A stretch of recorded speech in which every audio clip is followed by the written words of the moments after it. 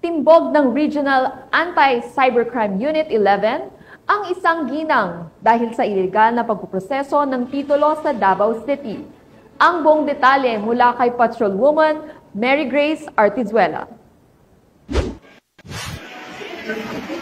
Timbog ang isang 52 anyos na ginang sa ikinasang entrapment operation ng Regional Anti-Cybercrime Unit 11 sa Davao City. Ayon sa biktima, mula Agosto 2022 ay nagsimula itong magpadala ng pera sa suspect para sa pagproseso ng mga papeles ng titulo ng lupa. Ngunit hanggang sa kasalukuyan ay hindi pa rin ito napoproseso.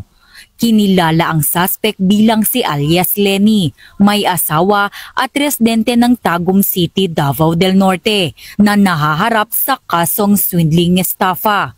Kasalukuyang nakapiit ito sa Regional Anti-Cybercrime Unit 11 para sa dokumentasyon at tamang disposisyon ng kaso.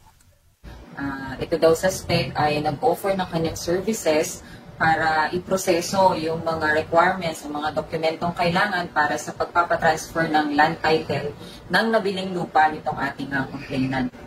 Napag-alaman din nitong ating complainant na hindi na umano konektado itong ating suspect sa Department of Agrarian Reform. Kaya po sa ating mga kababayan na huwag po agad tayo magtitiwala sa ating mga kakilala online na nagsasabing empleyado sila ng ating gobyerno upang makaiwas po sa ganitong klaseng uri ng scam. Mula dito sa Campo Crame, ako ang inyong PNN correspondent, Patrolwoman Mary Grace Artizuela, nagbabalita para sa Police News Network, alagad ng batas, tagataguyod ng Balita Pulis.